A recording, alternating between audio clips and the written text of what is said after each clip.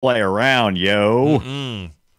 This is Well, we serious. do play around. That's not true. We're very loosey goosey here on the Boop Show. Oh, yeah, no, it's all about playing around. Yeah. We just don't play around with your time. We give you. Heck no, we respect your time. We give you what we say we'll give you when we say we'll give it to you. What episode is this? 188? Yeah.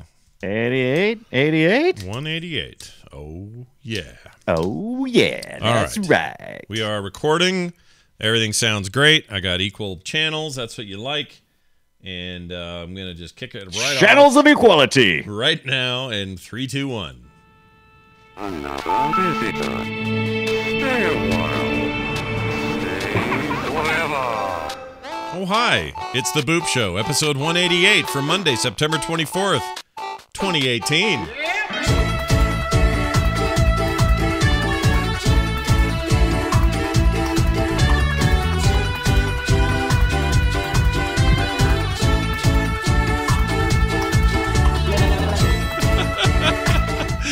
That's my favorite one. You guys at home can't see this, but Brian went and danced with his Muppet. What's the? It's Muppets. Is that it's what's his name? Yes, monster. That's animal. Animal. Yeah. Animal. Why did I say monster? He's kind of a monster. I mean, he is one. You're thinking Cookie Monster. Maybe. I don't know what I was thinking. I like all Muppets. I'm an equal Muppet man. No discrimination. Love them all. Me Muppets. Hey, everybody, we're here. We're back. We missed last week. We had Hurricane Florence made Brian's life a living hell. He was just very busy. He wasn't affected I was directly. busy. But... I was safe. It was just busy because I live near the action. Yeah. And you work for a municipality there where, you know, stuff gets shuffled around. People got to run around and do stuff, and it just made it kind of impossible. But we're still able to squeeze some gaming in since we last spoke. Squeeze it. And quick note, I'm going to be at a gaming convention this weekend, GDEX. You can find more details What? at thegdex.com. It's out in Ohio, out and up for me. I'll be in Columbus, and so if you want to come by and say hi, I'll be out there. Steve Hammaker will be there, a few other friends. Wow, that's not that far from me. Maybe I should go. I should have went to the GDEX. You should go to GDEX. Come on up. I'll get you in. I'll totally get you in. You don't have to worry about it. I'll get you in. And you can watch me speak. I have to speak. You don't have to speak, but I speak. I'll get up there and I'll talk, and we'll do stuff, and there's video games to play, and it's going to be great. I'm very much looking forward to it. What if I want to speak? I like speaking. All right, get up, speak. Your turn. Your turn to speak. Anyway, if you're in that area, That's awesome. come on down. It's thegdex.com, and we are at the something convention center downtown there. I don't know the name of it. It's all at thegdex.com. All right. You can't miss it. No, you can't. You really can't. If you did, then you're the dummy and we're the smart ones. Okay, here's the deal. We're back on the air. We got stuff to talk about, and we may as well just dive right in. I've talked about this game before, but I felt like it was worth bringing up again because, as it turns out, there are updates sometimes, and sometimes that's worth seeing. You know, like you'll be like, oh, I think I've played all I need to play, and I don't really need to think about it again or whatever. And then you'll play it again and go, oh, there's like because I remember this one. You talked about it a couple of months ago, and you said this was the game of the year. No, I did not. That's a dirty lie. I mean, I take your point though. Yeah, it's the game is called War Tile, and I've talked about it before, and I may have described what it was before. Basically, it's like this little D&D adventure set in sort of a Norse mythology, and the levels that you go on are like great big 3-dimensional, like almost dioramas, kind of like you would make if you were having a real D&D adventure. Kind of, you've got your what are they called? The little spaces. Oh, like little hexagon. Thank you. Tiles. Hexagon. They're tiles. It's in the name. War tile. Yeah, war tile. There you go. Little hexagon tiles. Your characters are dudes and ladies who animate and stuff. They animate and do things and move. Ladies. But they're on a little stand like they're a figurine.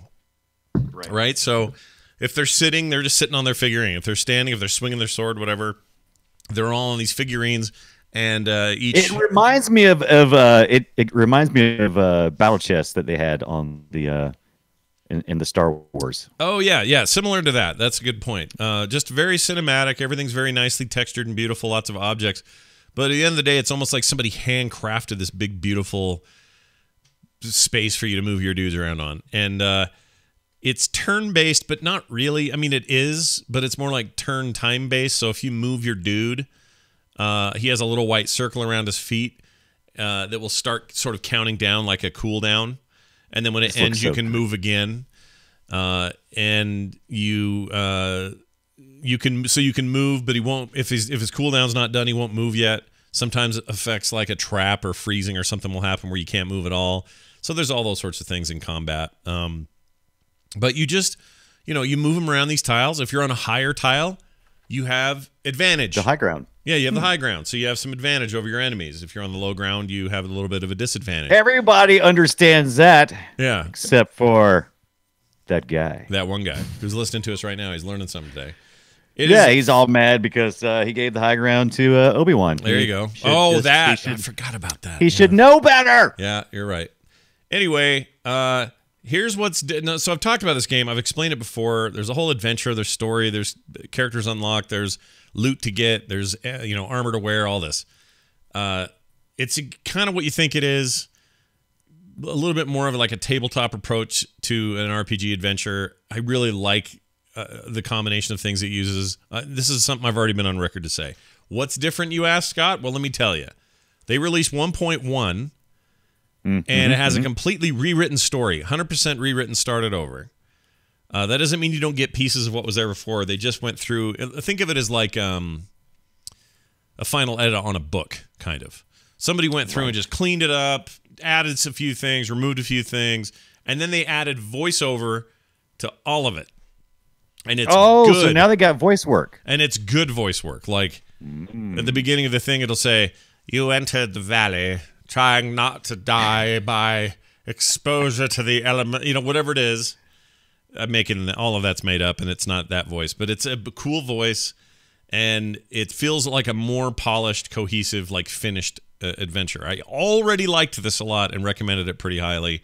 I am now would like to go on the record to say this is a really cool game and worth your time. Now's the time, because right now Steam has it on sale at 40% off, which is the most it is usually off. It's only been cheaper one time before, and that's with the Chrono GG, which sometimes I pick up games there as well. At $11. You're not going to get any cheaper than that. Yeah. So that's pretty. I'm picking it up right now, as a matter of fact. You should get it. It's 40% off. Is there multiplayer, like where I can play like you online? No, there's no. Or as far as I know, I haven't. You know what? It's funny. I haven't actually looked into that because I'm usually kind of a solo guy, but I don't think so. I don't think you can do co-op in this. That would be amazing if you could. And if there is co-op, then somebody please let us know. But I think it's mainly a single player experience. It looks like it's just a single player. Uses a lot of which is too bad, but it's still it looks like a lot of fun. It is. It uses kind of a tilt shift camera a lot. So if you're into that sort of thing where stuff looks like it's real and close and like a little model, that stuff's in there. There's a lot of graphic options you can turn on and off, but I'm running it at full everything, and it looks beautiful. Some of the UI is a little on the janker side, not terrible, but a little confusing. The janker side. I'm not going to give them too much of a ding for that, because the actual gameplay is what matters here. And the other thing is, there's lots of little shortcuts. So you're thinking to yourself, hey, do I have to move every dude? If I get like a team of 4 guys, do I have to move them all individually? Well, you can. Right. But if you're just trying to get around the map, move the first guy you want to move, like your tanky dude, and hold down shift while you do it, and they'll all follow. So you can just very quickly move around, and then when it comes to actual combat, you can get real specific and, go in whatever strategic order you want to and that sort of thing. Anyway, I think it's great. It's super fun, and if you're even... Oh, here's some narration. Let me see if I can play this for you. Hold on. The Norsemen draw their swords. Wait, I want to turn that back a little. I want you to hear more of it. Okay. Air appears through the fog. The air crackling with cedar, a crimson tree bears testament to the god of healing. Suddenly, the Norsemen draw their swords. It's just got a very... Oh, and the soundtrack I like is that. so cool. I like the narration. It's like somewhere between an audiobook and maybe something you'd see on some kind of documentary about War Tile. Yeah. Oh. Yeah, a documentary about a video game called War Tile. Exactly. Right. And I should say, I should really quickly mention how combat works. When you're fighting... There's an automatic combat if they're in range of fighting. So if your if your axe dude is right up next to a thing, he's a zombie guy or whatever, you're going to start fighting him. If your staff guy is a couple of spaces back for them, he'll fight too because he can fight at range. He's got a spear, so he doesn't have to be right up on you. He's also weaker when it comes to armor and stuff, so you kind of don't want to have him right up on you. But you can also flank an enemy and have somebody in between and do a lot more damage that way. There are other classes to unlock, like a magic class, kind of a healery kind of druid class. So other things to kind of fill out your group and do more stuff. I hope they figure out a way to make some money on this game, because I mean the price is not bad. You know, that's a really good price. But is there any type of microtransactions kind of looking like it may do in the future? No, as best I can tell, no. The only thing I could see them doing here, and I think it'd be great if they did, I would totally buy it, is if they did some DLC or some additional, like, adventure packs or something would be really cool.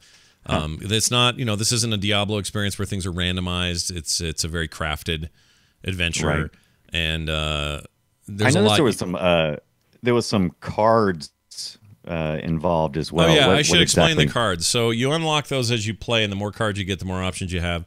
Think of it as a little Hearthstone-y, but not in the same sort of, I gotta buy decks. You don't have to do any of that. It's just unlock it in the game. It's a little bit more like Slay the Spire or a game like that where you just get the cards after a while. That's a good comparison. Yeah. And the cards are used for special abilities. So you go and just have melee combat. We're watching these two on the screen right now. They're just fighting with their spear and their axe. But anytime during combat, each of your characters has a unique ability that can be put on cooldown. It's a card that you always have, and it's always available. So Shield Bash for the tanky guy, and he'll do that. I don't know how much 30-second cooldown or something. And it dazes the enemy and makes them weaker while they're affected by it, that sort of thing. Then the wizard lady has some cool AoE effect, damage doer thing. So they all have something different. So that's the one kind of card. Then the other card are the ones that are being drawn manually from a deck you can build. You can build a deck before you go on an adventure and kind of build it the way you want it. But it will pull randomly from that build. And it might be things like a trap, and you put the trap down anytime a guy stands in it, he gets stuck in it. Or it can be a spell or a healing ability, so like a healing scroll. And if you deal one of those, you can use that on your guys while you're fighting, especially if you're having kind of a gnarly fight. Right. So I gotta. So is this, like, I just saw this in the chat room? A question I'd like to ask as well. Doc Medpot asks, is it a linear storyline? Or is it build your own little path? It's a little of both. It's a linear storyline in that you can follow the story. Boy, that's a really good question. You kind of play it at your own pace, but you don't necessarily choose what. How do I put this? You can't jump ahead on levels. Like you need to do one. You got to go do this one area. You got to do the quests that are in it. Some of the quests are optional. Some of the quests are mandatory. Once you've done those quests, you can now unlock a new zone and go do that zone. So I guess it's linear in that regard. Okay. But but it's not hard linear. No, I mean, it's not going to lock you in where you got to go down a certain It's not path. on rails. No, it doesn't feel like that at all. And the minute-to-minute play is very determined by you and your own strategy, the deck you decide to take in with you, the characters you decide to have with you, how you put them in formation, like all that stuff brings tons of variety to the game. This is just such a visually appealing game. I could just see them going so many places with it. I would hate to see it just stop here. I'm gonna pick. Like I said, I'm picking this game up. Yeah, it did really well. It's still early access. Yeah, it did really well in early access. I think it's officially out though now, right? Oh, is it now? Okay, yeah, I think so. Did really well in early access. That's when I first played it. Then it went to full release 1.0. This 1.1 update is just all this polish I was talking about. And it really adds to the game, and I already liked it, so it was very impressive. The guy I'm watching play it right now in this video is not very good at putting guys where they're supposed to go, but that's fine. That's fine. Whatever you got to do, buddy. And 40% off is hard to beat. The fact that you can get this for like $11 is kind of stupid. And if you like PC games and sort of D&D inspired stuff, it's cool. There's sort of, dice rolling is happening in real time. A better comparison actually might be something like Baldur's Gate. Almost weirdly Baldur's Gate-ish, even though there's some very different systems at play, and certainly the approach is different. I can see that. It's cool. I like it. It's again called War Tile, available on Steam. good old games wherever you get your PC fix. Humble Bundle has it as well. They've been doing fairly well on it as well. Yeah. Down and to I should have mentioned, and I almost forgot. The loot in the game is random. There is no set linearity to when you get items. So if you go open a treasure chest, that could have money in it, could have a new club, a helmet. You never know. It's very Diablo that way, which is good. Right. But it's good. And also, it's not true turn-based. I mean, yes, it is. Like, your characters and your players are taking turns, but it's a cooldown-based turn. I mean, as you can see by looking at it, anytime you hold down the space bar, you'll slow everything way down to, like, super slow-mo, so you can, if things are getting a little hairy, you can kind of make a determination on what to do. So there's some of that, but it's mostly it's this weird hybrid, and that's, I think, I like about it, is it's not... They could have just gone pure turn-based, like, it's your turn now. And that's fine. I mean, there are plenty of good turn-based games. I love a good turn-based game. Right. This is just something a little different than that. But I like it. Anyway, it's cool. War Tile. Check it out. Grab it. Get it. $11. You sold me on it, Scott. You had to bring it 2 times. You had to bring it 2 times to the show, but you made me buy. Good job. Right. Tell me about Epic Loon. What the hell is that? I saw this game last year being... kind of marketed around. I didn't get in early or anything, but I've had it on my wish list since probably last September or so, about this time. It finally came out in July, and I missed it somehow. And so I picked up this past week. It was on my wish list. It was on sale, I think, for not too much. I think it was like $9.99 or something. But what it is, it's Epic Loon.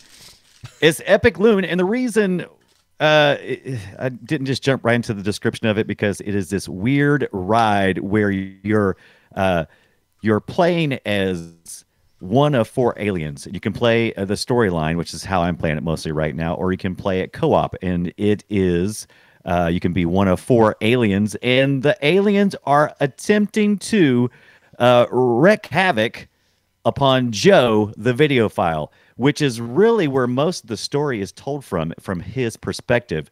It's 1994.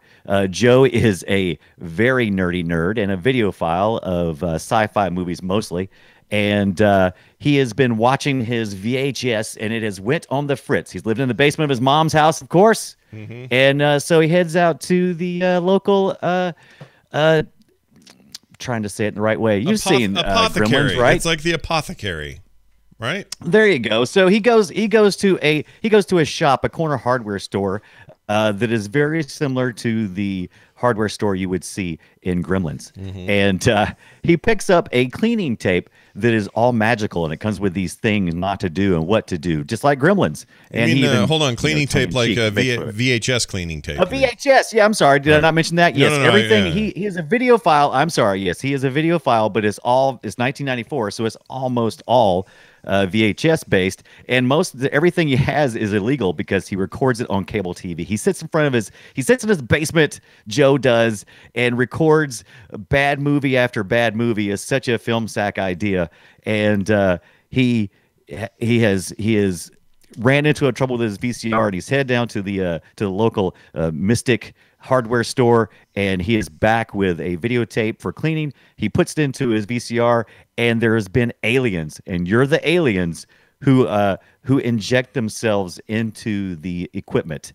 And at that point in time, Joe decides that he's going to get rid of the aliens in his VCR by playing the most scary and intense movies he has to destroy the aliens. And that's when you come in and you're the alien. And really, once you get past all the storyline, by the way, it is such an atmospheric game. You failed to mention one really key component here.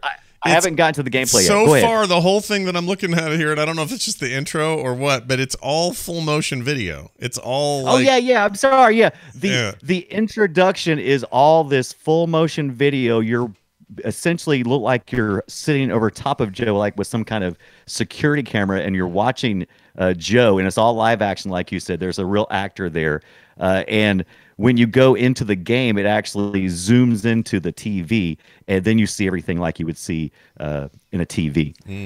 So It's and once you get to that point, then you actually start playing the game. Once you get into this real atmospheric mood that just drips in 90s and 80s nostalgia and movies from that time. Once you get into it, it really is just a physics game. You're little aliens, and you can walk very slowly across platforms on a stage, usually staged in some movie. My favorite one has been the one that is a spoof on Jurassic Park, and you will be on a scene somewhere where it's like either like the first stage you play, it's like a movie poster of Jurassic Park, except it's called Jurassic Land or something like that. And there's a dinosaur. And so essentially the videotape is on pause at that screen, and you have to take your little character and you have to morph. So you're standing up, but you can walk very slowly. You only can go so far, and you morph into this blob, and your little eyeball starts going back and forth like a little metronome. And when it gets to a certain area, that's where the physics kicks in. You have to launch the guy to different parts of the screen as you stick to different ledges and edges. And you're trying to get to an escape area in each stage. And usually that's represented by a tear in the screen where there's like light. Looks like it's coming through like the film or something. Like I said, it is a trip. It looks like a hard game to describe. I got into this thinking, I'm watching this video as you've been talking, and I started this thinking, this is not going to be my thing. Like, I thought this was trying too hard for the retro, and I'm kind of impressed with how deep it goes, because they really, I'd like to know, I'd like to talk to the production team on this and say, or whoever made this, and probably one guy for all I know, but I'd like to ask him, how did you get away with having C-3PO right next to that TV and not have to worry about paying stuff? Yeah, I don't know if it's because it was videotaped and it's an actual, and it's so obscured because the way you're looking at it, it is a live action, but the live action is almost seen through, like I said, like a security camera from like the era of 1994. So I definitely think they can get away with it because there's so much parody there. I think they can get away with it. This is definitely parodies everything. It's just steeped in the parody. But at first I was a little bit worried because when I'd seen the marketing for it, they really played up the storyline. And when I was like 10 minutes in, I still hadn't played any game yet. And I'm like, where am I going? What am I going to be doing here? Yeah. And then when it just turned out to be a physics game, at first I was like, just a physics game? This is stupid. But it's actually fun. Once I got into it and I got, I really sat down and just let myself be immersed in the nostalgia and just accept the corny jokes they were constantly launching at me. Because even when you're playing the game, when you're trying to launch yourself from one area to the other, there's like a lot of triggers where you'll be hearing like a almost. So is it Hammond? So Hammond is the old guy in Jurassic Park, right? Dr. Hammond, yeah, Dr. Hammond. So he's kind of narrating, but it's a guy making, doing a voice like him, and it's just all this weird, trippy stuff just the whole time. But once you actually get into the game, it's a lot of fun. I did enjoy trying to figure out the different ways and different physics and the different platforms, because some platforms move, and sometimes the game goes 2 times faster because Joe is fast forwarding the videotape trying to mess you up, or he may make it slower.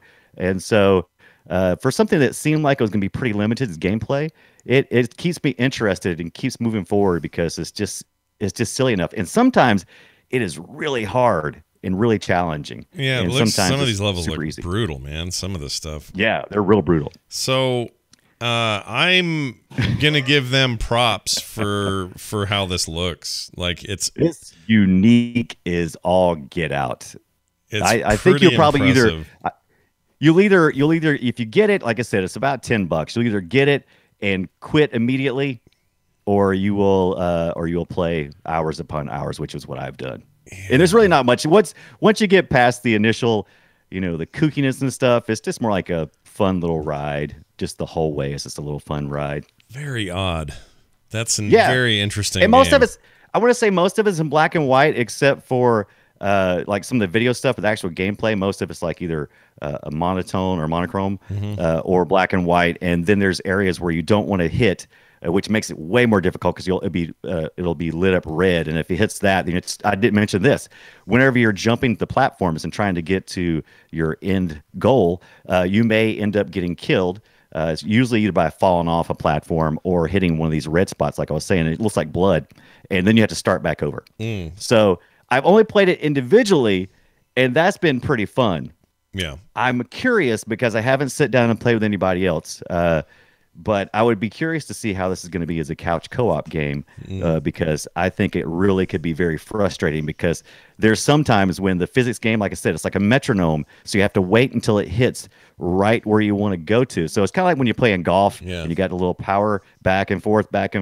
And sometimes your mind goes, oh, right there, but really the stick is pointing the other direction. There's going to be lots of times when you're going to feel like, oh, I'm almost there, and then somebody else is going to jump or get in your way or knock you out of the way. So I feel like I probably could be screaming at somebody with this game. Yeah. Local couch co-op. I'm kind of fascinated by it. I'm going to have to check it out. Yeah, it is. I really, Epic Loon, that is a trippy game. I just loved it from the beginning because it's got a lot of, I love the art style because it's got a lot of, like 50s, 60s, and 70s kind of sci-fi monsters, and it's just done in this really. But it's also it remains this cool late 80s, early 90s, Yes, translation of it. Yeah, which everybody loves that. That's a great time to be alive. Right, yeah, right. I'm into it. Good stuff. All right. Well, I'm going to now talk to you about Captain Toad Treasure Tracker. Treasure Tracker! We're going to talk about a game on the Nintendo Switch. I don't know why I did that voice. So, if you've not played Captain Toad Treasure Tracker, it's a game that originally appeared on the Nintendo Wii U, but did not get near enough people playing it because that console didn't sell that well. Had it sold well, I think this would have been one of the great games on it. And so, like Nintendo has done with a number of titles from the Wii U that deserved better attention than they got, the game is now available on the Switch and has been for a bit. I'm a little bit late to the party here, but I had forgotten, actually, that I had a code for this, and somebody had given it to me forever ago. I don't remember who. It was just sitting here waiting for me to freaking use it. And I was in the mood for some Nintendo, man. I wanted, like, some goofy, creative, cute stuff. I will make one quick admission here. The thing that reminded me to go and look for the code and install it was the thing going around where the porn actress lady says that Trump's wiener was like Toad. Okay, I'm gonna admit this. That's hilarious. What reminded me. Oh, Captain Toad. I haven't looked at that in a while. Did I ever play it?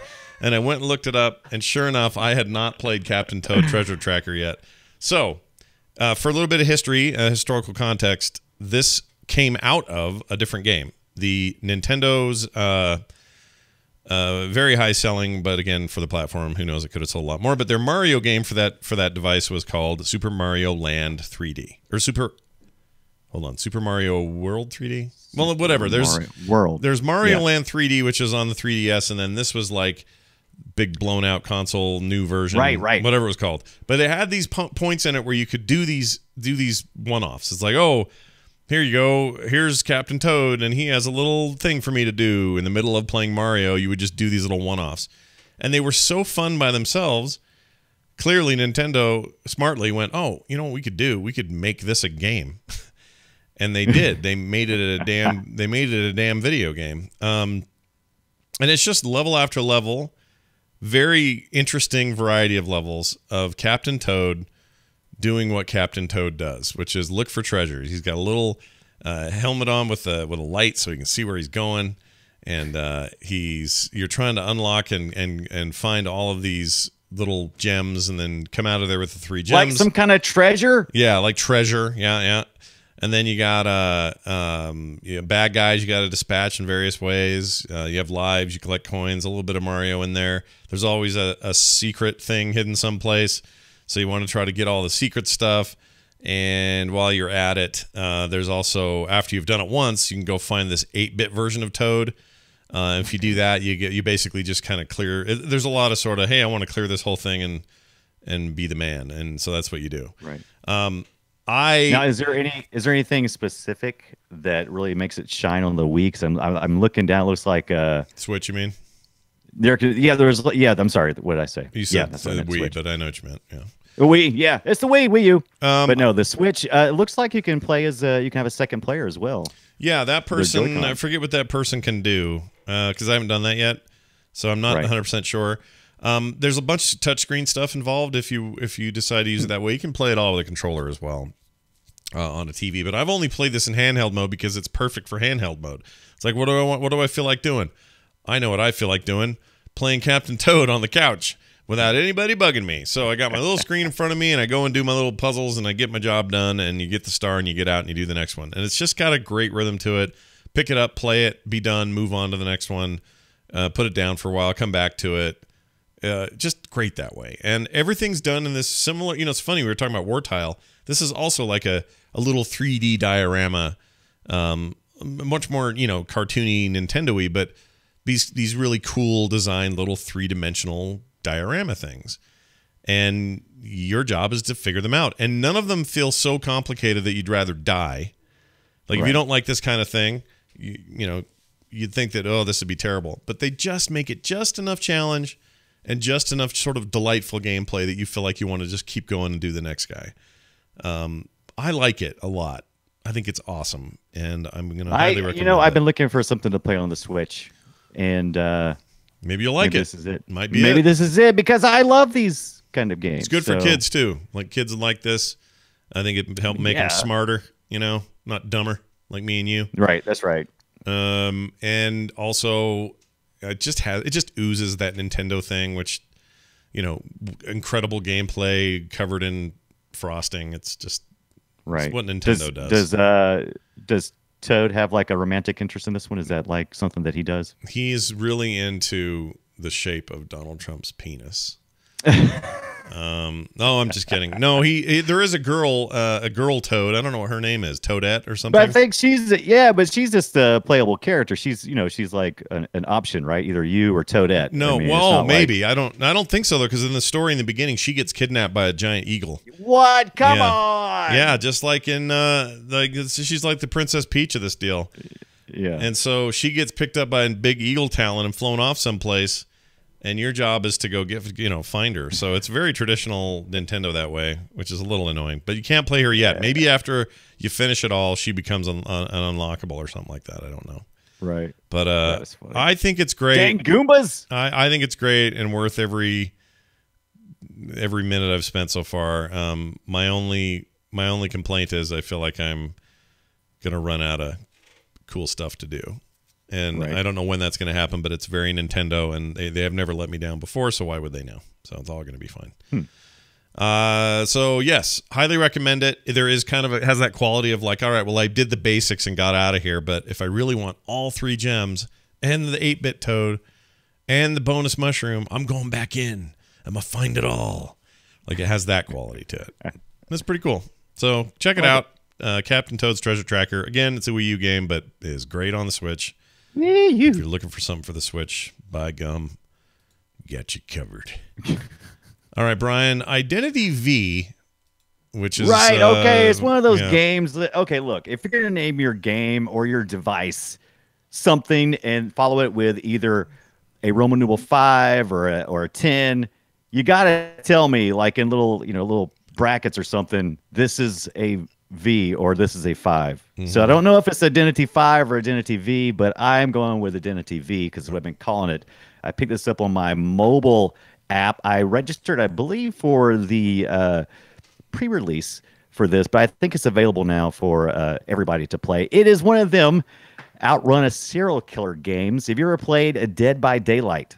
Yes, it's that's a scary video game. That game. It's a scary video game that you play with your friends. It's a 4v1 kind of game where usually one person plays as a killer and then 4 other people play as the escapees or the hunted, and they're just trying to get out of the location. This game is unapologetically a Dead by Daylight clone for the mobile PC because there is no Dead by Daylight Did you call it the mobile PC? Is that what you call it? Mobile PC is what I said, but I didn't mean to. Are you but like you know what I mean? You're like a 90-year-old I like my mobile man. PC. I take my PC and I just make it. I put it in the car. You sound like just drive it around. You're like an old man going. Remember the mobile PC of the late 2000s. So much fun. You remember the mobile PCs? Remember those days? Yeah, we called them phones. Put them in the, anyway, I meant mobile phone is what I meant to say. It's fine. It's actually a mobile politically correct device is what it is. Yeah. And you can play as a male or female in this case. But, okay, so you start out in this game. It's a little bit different from Dead by Daylight because that is mostly just nothing but multiplayer. You just get in and you're trying to, escape from one crazy nut, and it's a lot of fun. This game, believe it or not, even being on mobile, has more of a storyline than Dead by Daylight, and you start out and you're this writer. Guy's got a big old head, man. Big old. Yeah, noggin. that's the style. It is a stylized. I'm trying to think of what exactly you would call that art style. It reminds me a lot of Coraline. You ever seen Coraline? Oh, sure. Where the characters have really big heads. Love and the reason why I say that is because there are basically two worlds here that you're existing in. You're a writer who has lost his memory and decided to become a detective. Why not? Like you do. So you've been right. So you've been called into a rich man. He has I believe his daughter, went missing. And so you go to investigate, and the house is abandoned. It's creepy. There's lights off. All you got is candles to light as you go through. And you investigate for clues. And as you find clues, you flash over to these characters in this kind of like mirror world. And in true mirror world fashion, all the characters there have button eyes. Little eyes, little buttons on their eyes. Like Coraline did. Like Coraline, just like Coraline. Look, these people stole heavily from other places, but it is a lot of fun because it's okay, though. It's okay because it's kind of got a very gothic look when you first start out, and it's still a little bit gothic in the mirror world, but it's a little bit more modern, too. I got to give chat room props. What'd they say? The Wraith86 says, is there a normal head mode cheat for this? Because all video games have a big head mode cheat. That's very funny. That's true. Good job, the Wraith. Sorry, continue. Go ahead. Okay, so you get right away you're getting chased by a giant clown with button eyes. All right, so great. The first thing you have to do, great. Scott could never play this. No, but it is on mobile, so maybe you can kind of keep it a little bit further away. Well, that was going to be my question. Were you ever scared in any of this? I wouldn't say scared as much as excited. You know what I mean? So it's a little bit different between, it's kind of like that, oh no, I gotta get away, woo, woo, woo. And the clown is like right on your butt because it seems like your character has the ability to run, but I just swear, man, in the mobile, it's just you try to run and you end up running into things, and here comes the clown. He's kind of like jolly and bouncy, and he's a little bit slow, but he's steady. So he just always coming at you. So you think you're doing good because you're like, oh, you look back and he's like, oh yeah, he's halfway across the room. I got plenty of time to jump out this window. Yeah. What you don't realize is how long it takes your stupid man to jump out the stupid window. Because he'll crawl over. Got a big head. Right. Yeah, with his big head, he's got to move all that weight around. And so it's by the time you get out the window, of course, Clown Man, you turn around and Clown Man goes, "Roosh," and tries to make a swipe at you, of course. And that doesn't necessarily scare you. It's just, it's just butthole squinching inducing where it's like, ah! Yeah. So I don't really consider that being scared. No, I understand. I know what you mean. I just consider that being at high alert. That's just an intensity thing. Sure. That's different. Yeah, it really is. The intensity is turned up to 12. So there's lots of times where everything is kind of quiet and you can kind of move around to where you need to get to. But then once you get to a certain area, it gets really intense. And I also have where your character's heartbeat starts going boom, boom, boom, boom, boom, boom, boom, boom, and that speeds up. So that makes you feel like you're going to freaking lose your mind. Yeah. But in order to escape the areas, you're usually outside of a building somewhere in an open area, and you have to go find a typewriter with a cipher on it. It's a cipher machine. You have to go and you have to decode it. Really don't do anything except stand at it, and while your character goes, and as you're doing that, your character's kind of looking around for the clown. and it's kind of looking around, and of course, all of a sudden, the clown will show up, and you're like, ah, and then if about the time you finish the cipher, which takes between 5-10 seconds, which feels like forever. Yeah. But as you do that, the gates open elsewhere, and you can escape through the gate. Where this becomes more fun, of course, is when you're playing that 4v1, where you're all trying to help each other get the ciphers, because usually there's multiple exits at that point in time.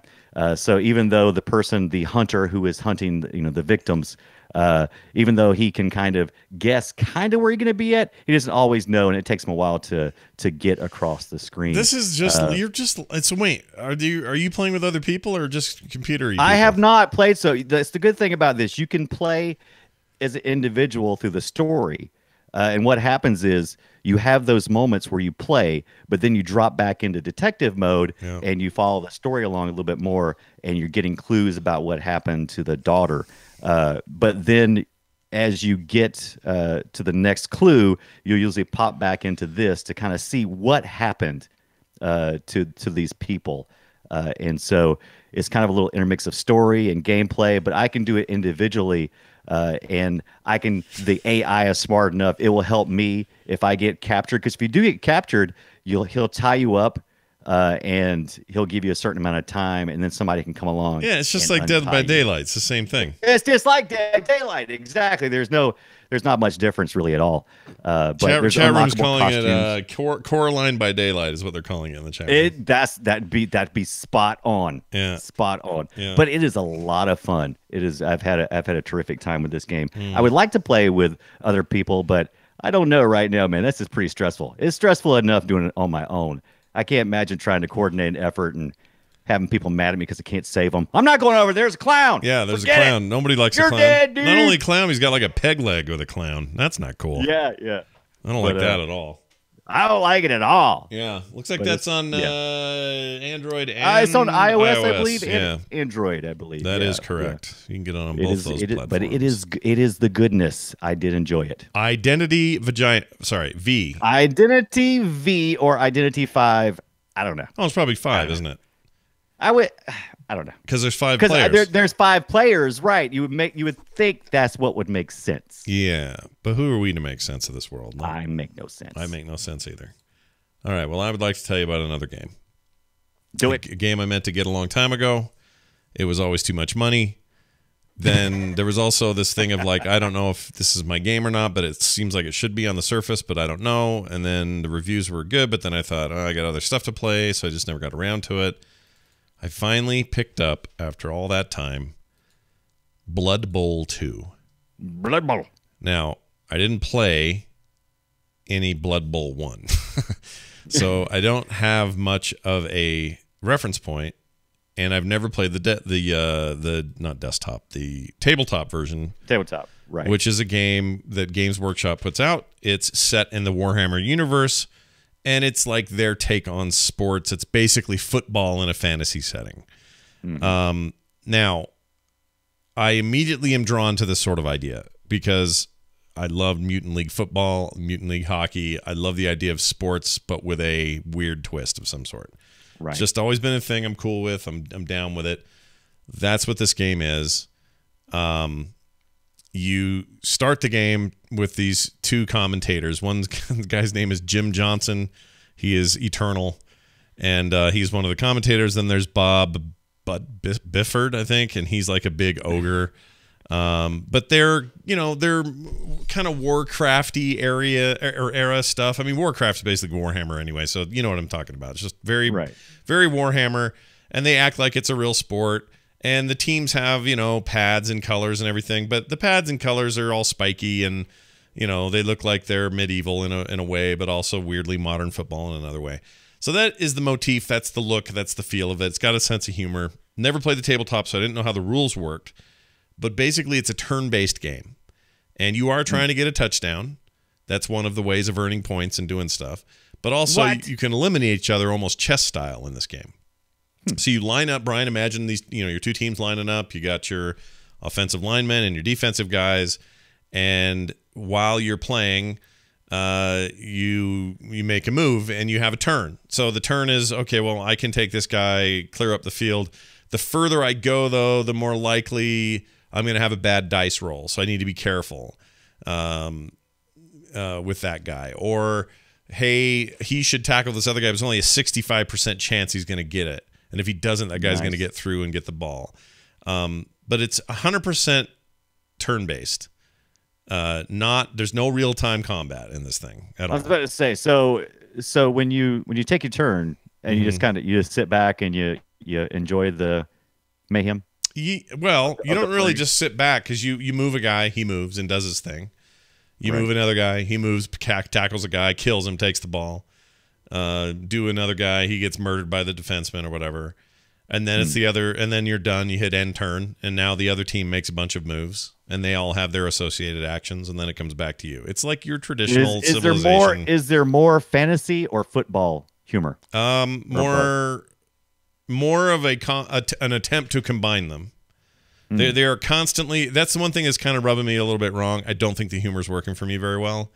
It's a lot of sort of like, we're in the sort of fantasy place, but also football. Like it's a little on the nose for me. But I understand that's the point, so I'm not gonna ding it too hard for that. The actual gameplay is where I'm interested in, kind of getting my feet wet. And I suck at this game. This is the biggest bummer about it, is I'm not good at it yet. Now I think I just need to get my head around the rules. The tutorial's there, but it's not super clear sometimes how moves go and how a turn ends. I found some of that to be just a little lacking, but again, people who veterans of the tabletop are probably going, well, yeah, Scott, it's supposed to be hard, whatever. I'm still willing to stick with it and figure it out, because I just love the idea of it. And it was only like $5 or something on sale the other day. Yeah, it's usually $39. I was like, what? Of course I'm getting this. So, why didn't you tell me, man? Is it still on sale? All kinds of strategies, all kinds of weird. Oh yeah, I think it is. All kinds of weird ways to play it. Goblins are the refs. It's kind of amazing. The art style is really good. It's just right up my cheese. I like everything about what it's supposed to be. I just need to get good at it. Right. Right up my cheese. Yeah, and I want to say this came out originally in 2015. It still feels. It looks like it was released in 2015, September 22nd. Yeah, it still feels new and not old. It doesn't feel like an old game. Feels like there's actually an official expansion that is more than the core game for $24.99. A couple of expansions actually. Yeah, there's content and there's stuff. There's also multiplayer. Is that? Yeah, you can do that right out of the. You can do that. Yes, you can do that right out of the gate. I haven't tried that yet because I will die immediately. So I haven't done any of that. All I've done is started the campaign stuff, and I'm sure that there are people right now listening to us going, "Well, the only way you really want to play this is if you're playing against somebody else." And I agree, it probably is, but right now I'm not ready for that kind of death. I'll die.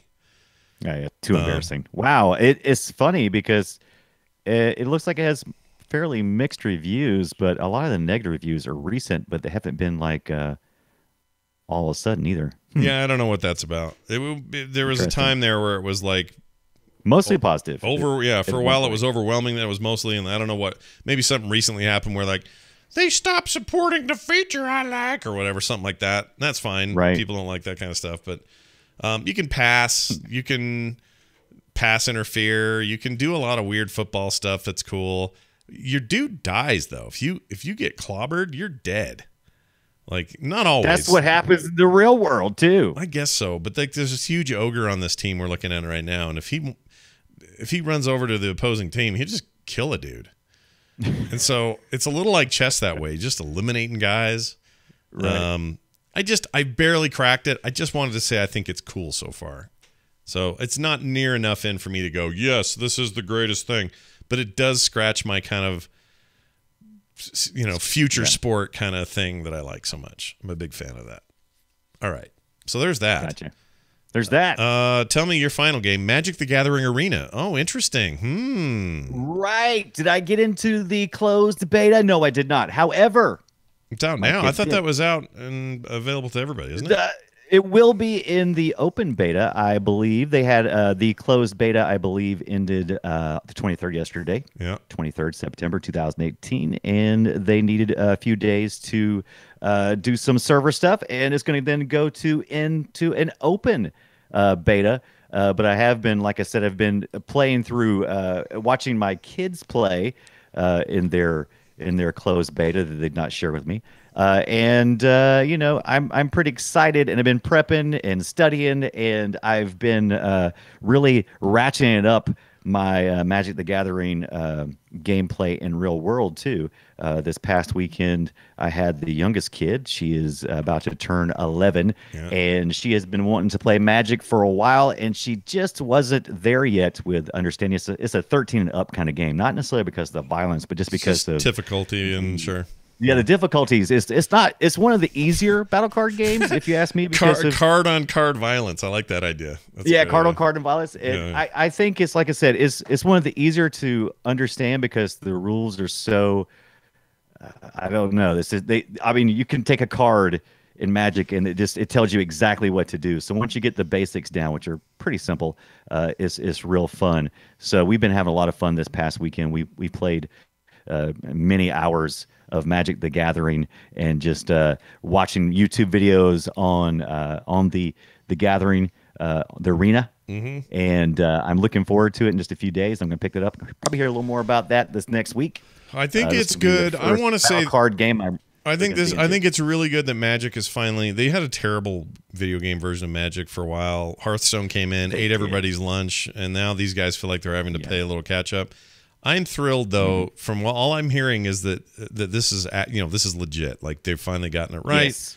They've got good development behind this. They're going to make a good game, and it's deserved. Phases, right? It's the phases because the Magic the Gathering does have quite a few phases in between each turn. Yeah. And the person who plays, so they've finally figured out how to do that right. Yeah. From what I've seen so far, and I'm interested in getting in play, and I'm interested to see what kind of longevity it's going to have for me because I've played Hearthstone and a lot of those games I just would get.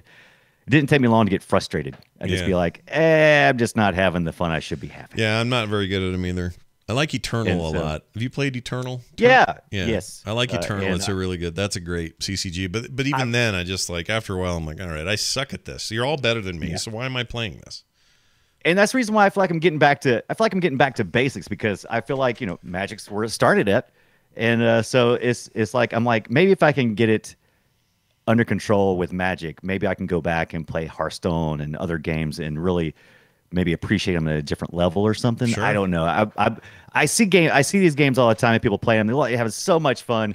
I just want to get involved, and I'm hoping that the problem with me is these collectible card games. I'm very budget minded. Yeah. And so I've got to stay within a certain amount, and as long as I can still have fun without spending a ton of money, I don't mind spending even upwards to $100 a year because like $10 a month or so. I don't mind spending that kind of money, but when it gets beyond that, just to be a little bit competitive, that's a little too much for me. Yeah, I agree. Too much. Totally agree. Too much. There's the other guy that you do the shows with occasionally. That guy, what's he spend like $5,000 a year on cards or something? Oh yeah, no, like Garrett spends. I don't know what he told me once. He spends hundreds of dollars a year. Like it's just part of his budget to buy every card there is. But if you're really into a game, dude, go for it. Yeah. Like. Look at the money you spend on World of Warcraft. It's crazy. Well, I just spend $15 a month, but like it adds up. Like over time, that adds up. The amount of time I spend in there. Like yes, if you're committed to a game, though, I think I have zero judgment for it. Those games have just never done enough to quite compel me over the edge, and I don't know why. Because in theory, I like it. They're turn-based strategy games. I like those generally. I just talked about Blood Bowl 2. It's a turn-based strategy game. It's not that different than playing a card game, really.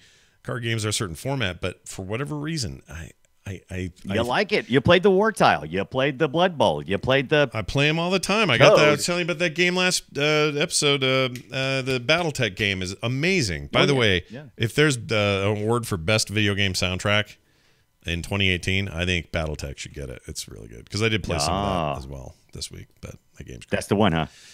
Did you see the Spider-Man doing all kinds of records? Yeah, Spider-Man did real well. Turns out. And it's a great game. I love Spider-Man. Yeah. You should play Spider-Man. Why don't you play that? I want to play Spider-Man. What's the point? You've already talked about it here. So yeah, but what am I going to say? You should I still really play like it. these Spider-Man selfie things. Hey, Velvet Tip, for the record, it was a 108 to 110. 108 and a half. Somebody in the chat says, Scott, have you played Mutant Football League yet? So you might say, wait, don't you mean Mutant League Football? No. This is a new game. Somebody thought, hey, we'll make a football game that's like Mutant League Football and call it Football or Mutant Football League. And I did play it, and it's not as good. I don't know if it's just early or maybe they'll work some more on it. They have this Dynasty Edition that comes out in October. I don't know what the difference is. It's coming to all the consoles. I want to play a good spiritual successor to the Mutant games. I don't know if that one's it. We shall see. All right, we shall see. All right, it's time to play Guess My Game. You want to play Guess My Game? Oh my God, yes, let's play Guess My Game. But you know what I did? I put this in a week ago when I thought we were going to do the show. Oh, yeah. And then you had so Hurricane. play the thing. Let me see if I can remember what I put in there. All right, here we go. This is Brian's clip. Mandatum? Oh, yeah. Oh. I remember now. I know what this is. Golden. I know what this is. It's freaking here. Wait. This is okay, I had to make sure on the music. This is the original Age of Empires. Right. Or is it 2? Is it 2? Let me hear it again. Oh my gosh. It doesn't take much for me.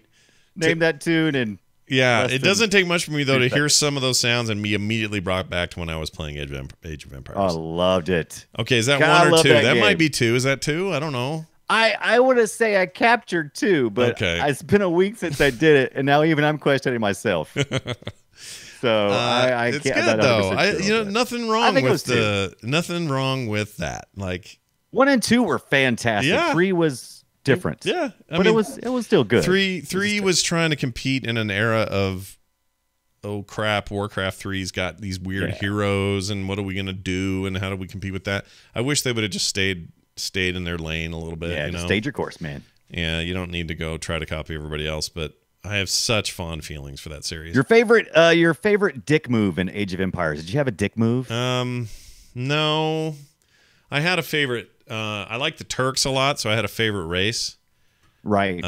And you know what? They kind of had a dick move. So if you made the Turks, one of their unique units was this cannon unit, where they have these little white cannons next to them, and they were full of like bowling ball sized bombs or whatever.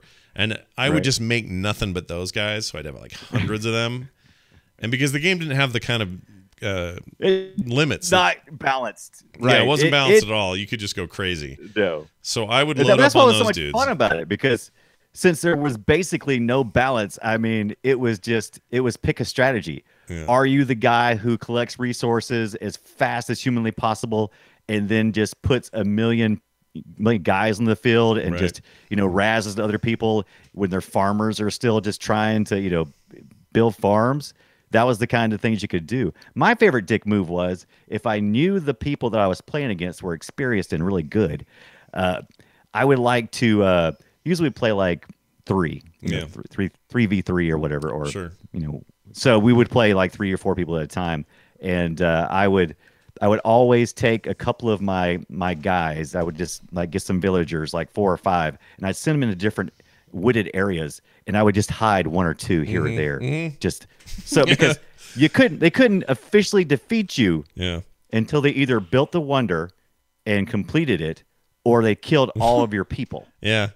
So they would go and they would kill everybody else, and I'd be putting people on boats, flying out to sailing out to islands where they couldn't find me, and putting them in little trees and stuff. I'd spend my entire time just trying to hide people places, so people would be walking around going, "I can't find them." Yeah, it is good. That kind of stuff was fun. Pizza. Here's my favorite way to play that game solo. Okay, this is 2. Yeah, I would get in. I would give myself as high amount of money to start with as possible. I would have huge amounts of resources all over the map, so I'd crank that up to maximum. And it created random maps. I always loved that as a tech. I thought that was great. Right. And it would be me versus 1 computer, and I would put them at the lowest possible difficulty setting. and then I would start the game, and I would basically play it like Civilization, like a like a real-time Civilization, where I would upgrade through the paths, and I would choose the right things, and I would build up my cities, and I would organize them nice and pretty. And if anyone ever tried to attack me, they were so dumb and bad, it was just like killing barbarians, big deal. Yeah. So I just kill them, and then I keep going. I played it like a single-player Civ game. It's just a weird way to play an RTS, but I loved it. Always loved it. Such a good game. Such a great little series. There's a new one coming, 4 is on its way. I don't know if you knew that. Yes, Age of Empires 4 is on its way, and I can't wait. Yeah, I'm very excited about it. I would definitely be disappointed. It'll never live up to my memories of Age of Empires. You think so? You think you're really? That's interesting. I'm afraid so. I just don't know how they could. Okay. No, I mean, do you think it's 100? I'm not going to say it's not going to be great. I'm just saying that I have such high expectations. Yeah. That they'll never be able to reach them. I had no expectations when I played it back in the day. Do you think it's do you think that's a foregone conclusion? You don't think there's any chance that that'll, that they could, maybe they'll surprise you. Maybe you'll be playing and go, oh my gosh, this is just. I hope they surprise me. I just don't know how. All right. They would literally have to go. I'd have to find some kind of weird nostalgia, really, to be able to really hit it. And how would you do that? I mean, we do it all the time. Like Stranger Things on Netflix is an amazing show, but not because it's just wholly original. It is original and nostalgic at the same time, and that's the reason why I like it. And how would you do that with a video game? How do you become? I mean, I just played Epic Loon, which was amazing, but it was kind of a really weird ride. Yeah. So I don't know. Yeah. They would have to really think outside the box, other than just. I agree. Bringing it to modern day. I agree. I don't know what they do, but I would be very interested. I mean, they did have. Everyone forgets they had that. What was that called? Age of Empires Online. Online, yeah, I played that for a minute. It was cutesy. It was a lot more cutesy, and it was. I liked it a lot, and I was super jazzed about it. But it was too free to play with the weird transactions, and it ended up being a bummer that way. It did. It had a little fun when I first started. It just kind of fell apart. They had a cool developer. It was interesting. The guys that do the Orcs Must Die games made that game. Yes. Yeah, it was really good. I love those guys. Here's mine. Let's see you have a game? Yeah, see if you can guess what this is. I need to unmute it, though. Hold on a second. All right. Here we go. PlayStation 1, that'll help you, okay? Do it. That's your only hint. Baron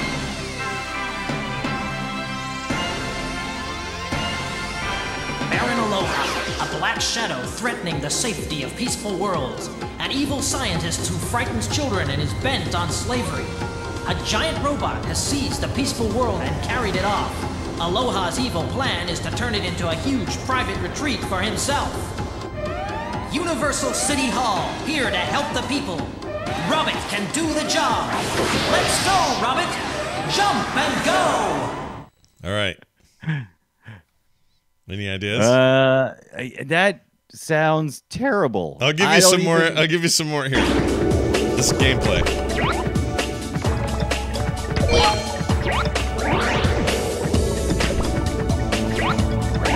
Nothing, no.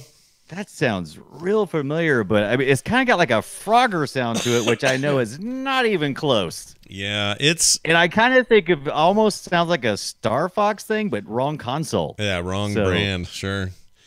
It's this is a PS1 game. Right. There is I'll say there's a rabbit involved. Oh wait. What is that? I do know that one. I never really played it, but I know what you're talking about. I played it to death. Oh my gosh, I loved it. I thought it was such a cool game at the time. Now I've played this since, and I don't think it holds up. I think it was a cool thing at the time, but we have come way further than this now.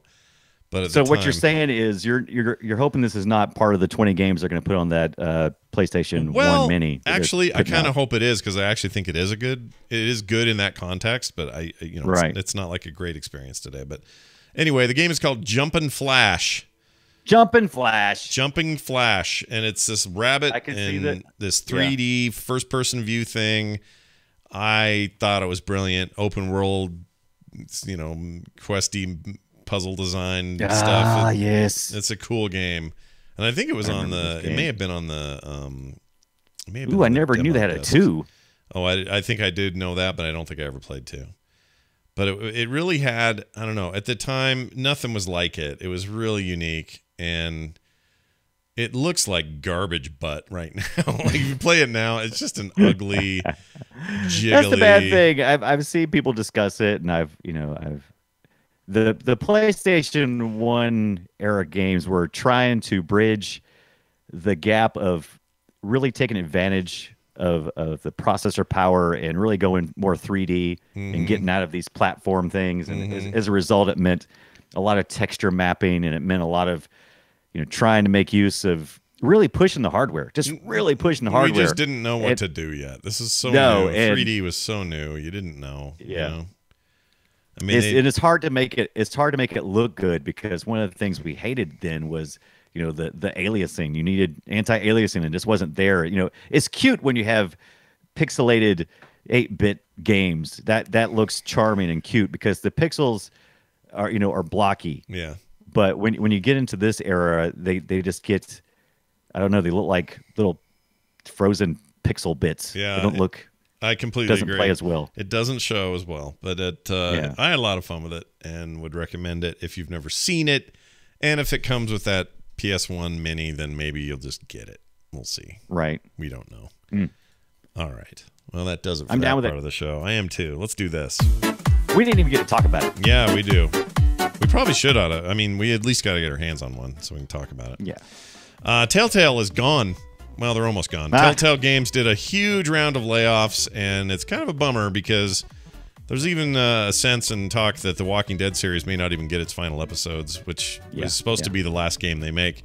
Telltale Games is a developer of licensed adventure titles such as the Walking Dead series, Game of Thrones, Batman, all that stuff, has laid off most of its staff with the intention of closing the studio. The last season of the Walking Dead game released this year, the second season of Wolf Among Us, and upcoming Stranger Things series were all in the works, with the latter still perhaps on the horizon, but probably not. The recent partnership with Netflix seemed to suggest the company was planning for the future. However, these layoffs are massive, and there are only like 22 people on board right now, and that is to polish up and finish off this Walking Dead season so they can get the H out of there. It looks like they're going away. This is what happens when you put all your eggs in the basket of a certain gameplay. Yeah, and one when that game gameplay type, falls exactly. out of favor because they were the go-to people. Yep. For that gameplay style. Yep. But then once it kind of fell out of favor, I think adventure games have still have some legs. It's just that they zeroed in on the new Telltale game way of doing a game, and then they just adhered to it with 100% ferocity, and they just never varied. So everything played the same. Batman played like the rest of these. The rest of these played like, the Guardians of the Galaxy one they did. Like, they had really cool licenses and great ideas. Wolf Among Us was amazing. That was a great game. And so much fun to see our favorite properties get, a little more expansion. I mean, like the Back to the Future type of stuff. It was a good idea. Yeah, but they just drilled it into the ground. It's really unfortunate. Yeah, they did. Wolf Among Us is if you have a J Calhoun in the chat, you should play Wolf Among Us. That's a great adventure game. Yeah, it's one of their best ones. Great comic series as well, but it's not called Wolf Among Us though. It's called. It's not called Wolf Among Us. No, it's. You're right. It's basically just like Fractured Fairy Tales, but I can't think of the name of the series. Is it not fairies? Not fairy tales. It's oh geez, I wasn't supposed to. Fables. Fables. Thank you, Fables. I knew it was an F word. and that game's full of F words, by the way. So enjoy that. Free Rangers. Not for the kids. Came through for us. Not for the kids. All right, well, that's your news for the week. And there's other things going on, other updates that are happening. A bunch of people are very mad that they worked, weekends, holidays, long hours every day with no overtime, being passionate about these projects, and then just summarily let go in the last couple of days. Yeah. Real bummer. The good news is those guys are well respected in the gaming community, and so I've seen plenty of places offering jobs to. Oh, they get swept up. Yeah. Just the opening, saying, "Hey, yeah, Telltale guys." I agree. So, they're going to get picked up, no problem. It was just such a surprise. Usually you see it coming. I didn't. I thought they were healthy. It's one of those companies you just are always around. You just figured you just see Telltale forever. Right. They've been officially formed since 2004. They did some really great modernizations of the Sam & Max stuff and a few other games. And they just kind of kept cranking, and I don't know, just seemed like they were going to be around for a long time, but whatever. There they are, gone. Next, what is that? innovate. 15 years? 14 years? 15 years. Hold on. 2004 to 2014 is 10. 14 years? 14 years is a long time. Yeah. That's crazy. Now time for your emails. Do it. Here's one from Stephen Radke in Cedar Park, Texas. Gentlemen, he says, can you please suggest a game for me? Sorry, I won't do that. When Skyrim came out, I thought it was going to be the best game ever. The things that made me stop playing was the crafting, collecting the right items to order to craft, and the skill increases. I'm looking for a game like Skyrim without all of that complicated stuff. I'd like the first-person dungeon diving, exploring, fighting others, open world, and collecting and item upgrades. Can either of you think of a game that meets this criteria? Thanks in advance for your help, Steve. Well, Steven, I can actually. And good news, you might actually be getting a brand new remastered version of it and a possible sequel. Because THQ Nordic announced, a week and a half ago, that they acquired the rights to 38 Studios' Kingdoms of Amalur game. Oh, I did not know this. Yeah, which came out, 38 got obliterated, so they don't exist anymore. But that game is still available on Steam. I still have it. I decided to fire it up the other day, just kind of see what's going on in there. Still runs great. The game came out in 2011-ish, right around the time Skyrim did.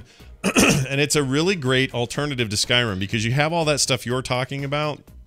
The only downside I can think of really is if you're looking for first person as a mandatory need, it's not. It's third person. I can't help you with that part.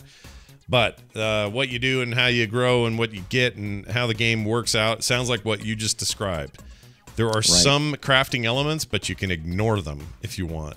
And if you decide to do them, they're just easy. There's nothing weird about them. And take it from a guy who does not like professions in video games. I can't stand them. I never do them in anything, even World of Warcraft. My beloved WoW, I don't even do them in there. I usually just hate that stuff, and they're pretty good in there.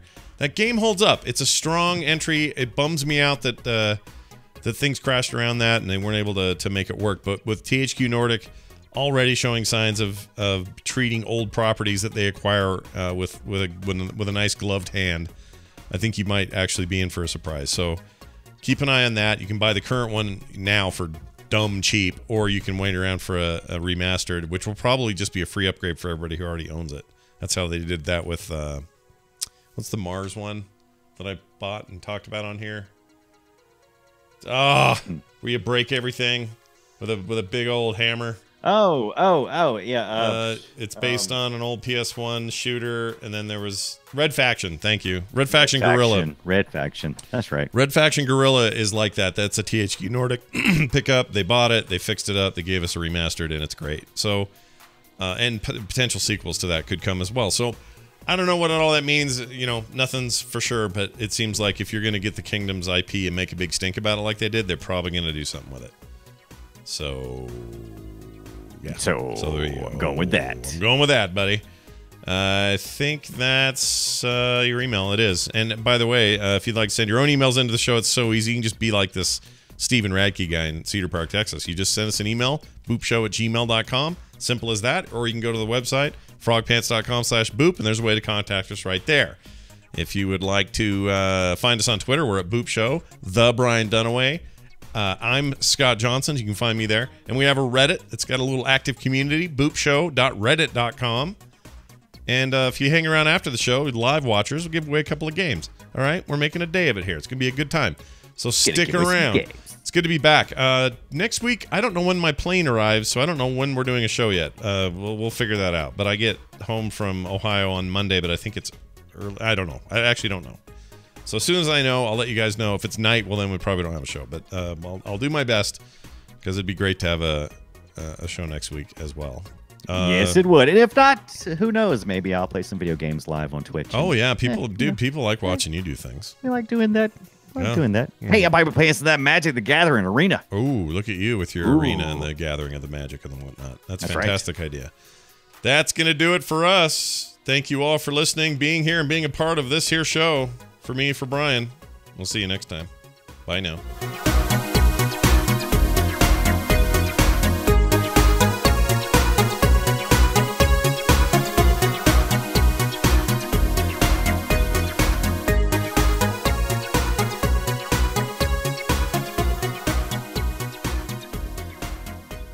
This show is part of the Frog Pants Network. Frog Pants Network. Get more shows like this at frogpants.com. I don't like Steam. I got it.